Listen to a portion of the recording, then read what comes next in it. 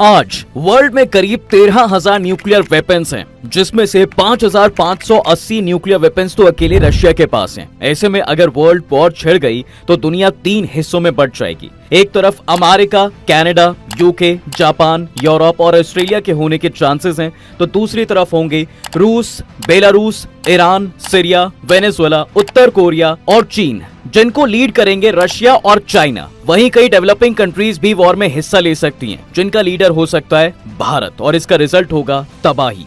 हर तरफ nuclear bombs गिर रहे होंगे, पूरी दुनिया आग और बारूद की चपेट में होगी और इंसान अपने आधे पिघले हुए शरीर के साथ रेंगता हुआ नजर आएगा। जगह जगह लाशें पड़ी होंगी, जिन्हें संभालने वाला भी शायद कोई नहीं होगा। तो ऐसे में आप क्या करेंगे?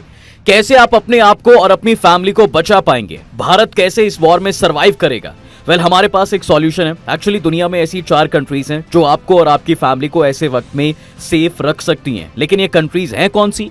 आज हम उन पर डिटेल से चर्चा करेंगे। बने रहिए वीडियो के एंड तक। 26 अप्रैल 1986 यानी डे ऑफ चेरनोबिल डिजास्टर। ये कितना खतरनाक था, इसकी गवाही पिछले 30 सालों से रेडियो एक्टिव वेस्ट की क्लीनिंग देती है। और अभी तो यूक्रेन को पूरी तरह उस तबाही के नामो निशान मिटाने में 50 साल और लगेंगे। ऐसी ही एक तबाही पिछले दिनों एक बार फिर होते होते बची है, जहां रशिया की लगातार बॉम्बिंग की वजह से यूरोप के लार्जेस्ट न्यूक्लियर प्लांट ज़ेपोरिजिया के पास आग लग गई थी, जो अगर भूल से भी इस प्लांट में लग जाती तो 1986 जैसा डरावना धमाका होता और कई यूरोपियन कंट्रीज इसकी आग में झुलसने से खुद को बचा नहीं पाते। हालांकि दुनिया को सिर्फ एक न्यूक्लियर प्लांट से नहीं, बल्कि दुनिया में छिड़ने वाली वर्ल्ड वॉर से भी बचने की जरूरत है, क्योंकि अगर ऐसा हुआ तो हर तरफ गोला बारूद, आग, गोली और धमाकों की आवाजें और तबाही के निशानात होंगे। और अगर गलती से भी किसी देश ने दूसरे पर न्यूक्लियर वेपन फोड़ दिया तो पूरी गुंजाइश है कि उसकी सपोर्टिव कंट्रीज भी न्यूक्लियर वॉर छेड़ देंगी, जिससे ऑलमोस्ट पूरी दुनिया न्यूक्लियर डिजास्टर की चपेट में आ जाएगी। लेकिन जहां बाकी सारी दुनिया ये सब झेल रही होंगी, वहीं कुछ कंट्रीज इन सारी तबाही से बिल्कुल महफूज होंगी। अगर आप खुद को इस तबाही से बचाने में कामयाब हो जाते हैं तो ये 4 कंट्रीज आपके रहने के लिए सबसे सेफ ऑप्शन हो सकती हैं। अगर हम 4th नंबर से शुरू करते हैं तो आता है फिजी, जो ऑस्ट्रेलिया से 3000 किलोमीटर दूर है। ये पैसिफिक ओशन का सबसे डेवलप्ड आइलैंड है। इसकी इकोनॉमी डेली टूरिज्म और एग्रीकल्चर पर चलती है। वहीं वर्ल्ड वॉर की वजह से अगर टूरिज्म खत्म भी हो जाए तो भी फिजी के पास अच्छी खासी एग्रीकल्चर लैंड है और सी फूड की भी अनलिमिटेड सप्लाई। बावजूद इसके ये किसी भी स्ट्रेटेजिकली इंपॉर्टेंट रिसोर्सेज से दूर है,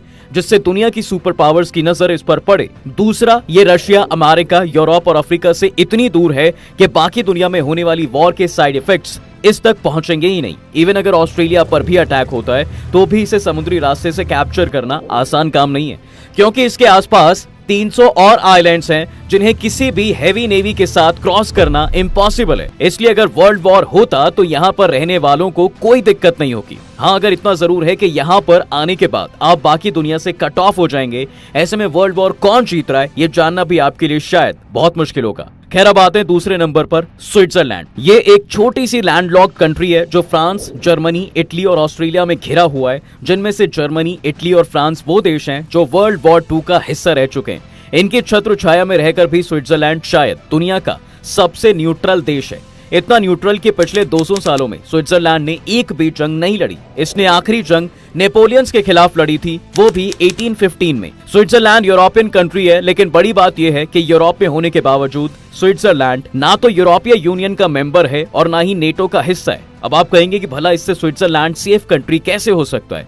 तो इसकी सबसे पहली वजह है स्विट्जरलैंड की ज्योग्राफी। अगर स्विट्जरलैंड को हम 3 हिस्सों में डिवाइड करें तो इसके साउथ में है स्विस ऑल्प्स, जो एक बहुत बड़ी माउंटेन रेंज है, जिसका अंदाजा आप इस बात से लगा सकते हैं कि स्विट्जरलैंड के 60% लैंड ऑल्प्स माउंटेन्स ही हैं। ये माउंटेन्स इसे इटली और ऑस्ट्रिया से सेपरेट करती है। इसके अलावा वेस्ट और नॉर्थ में जूरा माउंटेन रेंज है जो इसे फ्रांस से अलग करती है, और ये जो बीच वाला हिस्सा है वो है स्विस प्लेट्यू, और जहां स्विट्जरलैंड की मेजॉरिटी पॉपुलेशन रहती है। इसके ज्यूरिख, जिनेवा और बेसल जैसे बड़े बड़े शहर यहीं पर हैं, जो पूरे देश की इकोनॉमी को मैनेज करते हैं। और ये एक बहुत बड़ी जबरदस्त प्लान के साथ किया गया है, जिसका नाम है द नेशनल रीडाउट। अगर कोई भी जंग छिड़ती है, इस प्लान के अकॉर्डिंग स्विस आर्मी ये सिटीज छोड़कर ऑल्प्स रीजन में चली जाएगी, जो स्विट्जरलैंड के साउथ में फैली हुई है। एक्चुअली इन पहाड़ों पर स्विट्जरलैंड ने 26,000 बंकर्स, एंटी एयरक्राफ्ट गन्स और मशीन गन्स डिप्लॉय की हुई हैं। इसी वजह से ये जगह इतनी सिक्योर है कि आसमान से इसको सपोर्ट करना बहुत मुश्किल है, तो वहीं जमीन से टारगेट करना तकरीबन नामुमकिन। इसके अलावा हर रोड, ब्रिज और चैनल को ऐसे डिजाइन किया गया है कि अगर कोई भी देश इस पर अटैक करता है या कोई दुश्मन देश के अंदर घुसने की कोशिश भी करता है, तो सिर्फ एक रिमोट कंट्रोल बटन से इन्हें उड़ाया जा सकता है, जिससे किसी भी बाहर की आर्मी के लिए स्विट्जरलैंड में घुसना या आगे बढ़ना मुश्किल हो जाएगा। इसके अलावा एक दूसरी चीज भी है जो स्विट्जरलैंड को इतना सेफ बनाती है, वो ये कि स्विट्जरलैंड दुनिया की वो कंट्री है जिसके पास इतने ज्यादा न्यूक्लियर रिएक्टर शेल्टर्स हैं।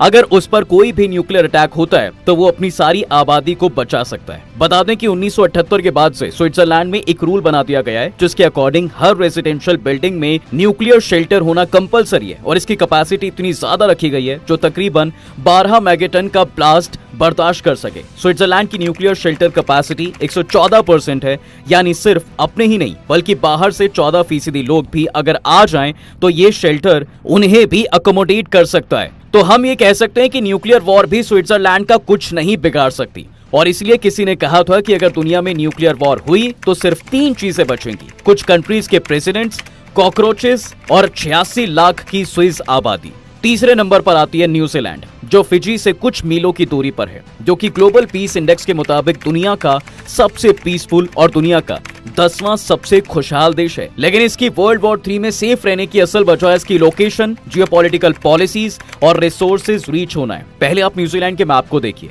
अगर हम इसकी लोकेशन की बात करें तो न्यूजीलैंड फिजी से भी 1600 मील दूर साउथ में है, यानी वर्ल्ड वॉर के एक्शन से और भी ज्यादा दूर। दूसरा, न्यूजीलैंड के साउथ हाउस ऑल्प्स की माउंटेन रेंज है। अगर यहाँ पर सडन कोई अटैक होता है तो ये रेंज न्यूजीलैंड को एक नेचुरल प्रोटेक्शन देती है।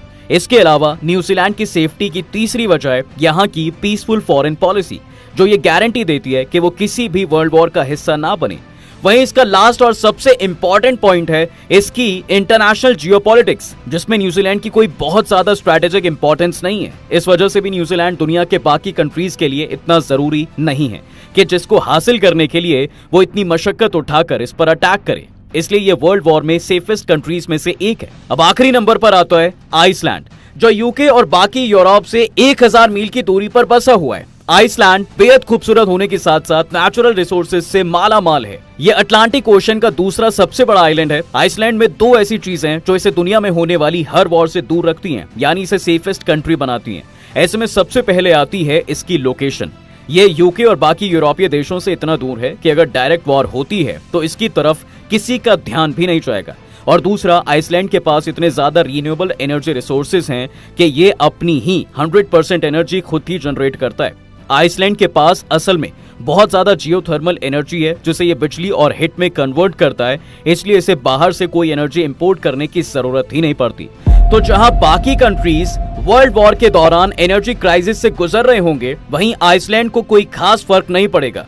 इसके अलावा आइसलैंड के पास बहुत ज्यादा खाली जमीन भी है। बाकी रीसेंट स्टैट्स के मुताबिक आइसलैंड में हर स्क्वायर किलोमीटर्स पर सिर्फ 8 लोग रहते हैं, जिसका मतलब है कि किसी भी वॉर टाइम पर बहुत सारे रेफ्यूजीज यहाँ समा सकते हैं। ऊपर से यहाँ एनर्जी और खाने पीने की चीजों की कोई कमी नहीं है। ऐसे में ये कंट्री वर्ल्ड वॉर के समय बहुत आराम से और लंबे अरसे तक सरवाइव भी कर सकती है, और आप भी यहाँ पर आराम से रह सकते हैं। खैर, हम उम्मीद तो यही करते हैं कि दुनिया एक बार फिर से वर्ल्ड वॉर वाली गलती नहीं दोहराएगी, जिसमें करोड़ों लोग जान से हाथ धो बैठे, बड़ी बड़ी इकोनॉमीज बर्बाद हो गई और बदले में कुछ हासिल नहीं हुआ। लेकिन मौजूदा हालात किसी और तरफ इशारा कर रहे हैं, और जैसे कि वर्ल्ड वॉर 1 में हुआ था, उसको देखते हुए तो यही कहा जा सकता है कि all it takes is 1 bullet to start war, यानी वॉर शुरू करने के लिए सिर्फ एक गोली की जरूरत है। लेकिन अगर इस बार वर्ल्ड वॉर हुई तो ऐसे मॉडर्न वेपन्स का यूज होगा कि पूरी दुनिया तहस नहस हो जाएगी। लेकिन अगर दुनिया खुद को जिंदा रखने में कामयाब हो गई और हमने खुद को बचा लिया, तो तब दुनिया वेस्टर्न पावर की नहीं, इंडियन रुपीस की गुलाम बन जाएगी। लेकिन कैसे? एक्चुअली युद्ध के दौरान अगर किसी कंट्री ने न्यूक्लियर अटैक कर दिया और बाकी कंट्रीज पर कूद पड़े, तो उन ब्लास्ट से निकली हीट से हर जगह बस आग ही आग होगी। ब्लास्ट स्पॉट पर मौजूद सभी लोग इंस्टेंट वेपोराइज्ड हो जाएंगे, और जो बच जाएंगे वो अपने आधे पिघले धड़ के साथ कहीं छिपने की जगह तलाशते रह जाएंगे। और ये तो बस शुरुआत होगी, इसके बाद शुरू होगा असली खेल, and that starting with rapid global warming. Blast और उससे पैदा हुए फॉरेस्ट फायर से अर्थ का ऑक्सीजन कंसंट्रेशन तेजी से डिलीट होने लगेगा, जिससे आसमान में टॉक्सिक गैसेस ही राज करेंगी। अब क्योंकि ये ग्रीन हाउस गैसेस हैं, तो धरती का टेम्परेचर और भी ज्यादा बढ़ने लगेगा और पोलर आइस तेजी से मेल्ट होने लगेगा, जिससे सी लेवल अचानक से बहुत बढ़ जाएगा, जो जन्म देगा एसिड रेन को। एक्चुअली जब ब्लास्ट से निकली हिट अपने चरम पर होगी, तब उससे समुद्र का पानी तेजी से वेपोरेट होने लगेगा और उससे बने बादल टॉक्सिक गैसेस के साथ मिलकर एसिड के तौर पर बरसने लगेंगे, यानी जमीन के साथ साथ पानी भी सबकी जान का दुश्मन बन जाए। और इसी दौरान एक और अनहोनी भी अपने पैर पसारती हुई नजर आएगी। That would be earthquake and tsunami. Actually साल 1961 में ऐसा ही कुछ देखने को मिला था, जब एक न्यूक्लियर बॉम्ब जमीन से 13,000 फीट की ऊंचाई से फोड़ा गया था, जिसकी कैपेसिटी महज 3.8 मेगाटन की थी। तब भी उससे 5 से 5.25 मैग्नीट्यूड के भूकंप वेव्स पैदा हो गए थे। तो सोचो, अगर हजारों की तादाद में न्यूक्लियर बम फोड़े गए तो उससे पैदा हुए भूकंप से जमीन फटने लगेगी, समुद्र में ऊंची ऊंची लहरें उठने लगेंगी और देखते देखते पूरा प्लैनेट समुद्र के नीचे समा जाएगा। कहने का मतलब इतना है कि इस वक्त तक इंसानों का नामो निशान ऑलमोस्ट मिट चुका होगा। लेकिन सिर्फ इंसानों के खत्म होने से ये सीक्वेंस ऑफ इवेंट्स थम नहीं जाएंगे। लेकिन अगर ये वॉर न्यूक्लियर लेवल तक गया ही नहीं, बल्कि ये नॉर्मल गोला बारूद तक ही रहा, तो हो सकता है कि एक दिन जब सोकर उठो तो शायद आपको ये पता चले कि यूएस डॉलर की जगह हमारे रुपयों ने ले ली है, क्योंकि इस वॉर से इंडिया एक सुपर पावर बनकर उभरेगा। आप शायद अभी यकीन ना करें, लेकिन ये बिल्कुल सच है। यानी जो चीज हमने आपको इमेजिन करने के लिए कही, वो एक्चुअली में हकीकत बन सकती है। लेकिन कैसे? दरअसल इंडिया फिलहाल इस वॉर के बीच एक न्यूट्रल रोल प्ले करता है, जबकि यूरोप, रशिया और यूएस जैसी कंट्रीज इस वॉर में तन मन धन से जुड़ी हुई हैं। वो तबाही की वजह से कई सौ साल पीछे चली जाएंगी। वहीं इंडिया इस इन्फ्लेशन से बच जाएगा, लेकिन ये दुनिया इन्फ्लेशन से नहीं बच पाएगी। अगर बचना चाहे तो इससे बचने का दुनिया के पास एक ही रास्ता होगा, और वो है रिन्यूएबल एनर्जी, जिसे पाने के लिए दुनिया भर के देश आज ग्लोबल स्टेज पर खड़े होकर लंबे लंबे भाषण तो देते हैं, लेकिन इंडिया के अलावा इन देशों में से कोई भी इस एनर्जी को पा नहीं सका, क्योंकि हमारे इंडिया ने 2030 तक नॉन फॉसिल एनर्जी सोर्सेज से 40% of its installed electricity capacity को रीच करने का गोल बनाया था, जो इंडिया ने नवंबर 2021 तक पूरा भी कर लिया। इंडिया के इसी एडवांटेज की वजह से India will impose itself as a global super power, क्योंकि जब दूसरी कंट्रीज अपनी इंडस्ट्रीज को रीबिल्ड कर रही होंगी, उस वक्त इंडिया इन्हीं देशों में अपने प्रोडक्ट्स को सेल करेगा। हालांकि इंडिया को सुपर पावर बनाने वाली रिन्यूएबल एनर्जी के अलावा और भी कई एस्पेक्ट्स हैं जो इंडिया के फेवर में होंगे, जैसे एक इंसान की बेसिक नेसेसिटी यानी फूड, क्लोथिंग और हाउस के मामले में भी इंडिया काफी हद तक सेल्फ रिलायंट है। हालांकि इंडिया को कंप्लीटली सेल्फ रिलायंट बनने में टाइम जरूर लगेगा। इंडिया एक दिन अपने टारगेट को अचीव जरूर कर लेगा। लेकिन सोचने वाली बात यह है कि जिस तरह से इंडस्ट्रियल इवैल्यूएशन के चलते यूरोप ने पूरी दुनिया में पीछे छूट चुके देशों और इंडिया पर अपनी लगाम कस ली थी, हमारे देश को गुलामी की जंजीरों में बांध दिया था, क्या इस बार इंडिया उसकी राह चुनेगा और यूरोप को गुलाम की जंजीरों में बांधकर उस पर राज करेगा, या फिर हमारा देश एक सुपर पावर बनने के बाद भी अपने मोरल वैल्यूज को बनाए रखेगा? और सबसे बड़ी बात, अगर वर्ल्ड वॉर हुआ तो क्या इंडिया इससे दूर रह पाएगा? वहीं अगर वॉर हुआ तो क्या आप इन 4 सेफेस्ट कंट्रीज में जाना पसंद करेंगे, या अपने देश के साथ मिलकर दुश्मनों से लड़ेंगे? कमेंट जरूर करें, वीडियो को लाइक, शेयर और चैनल को सब्सक्राइब करना बिल्कुल ना भूलें।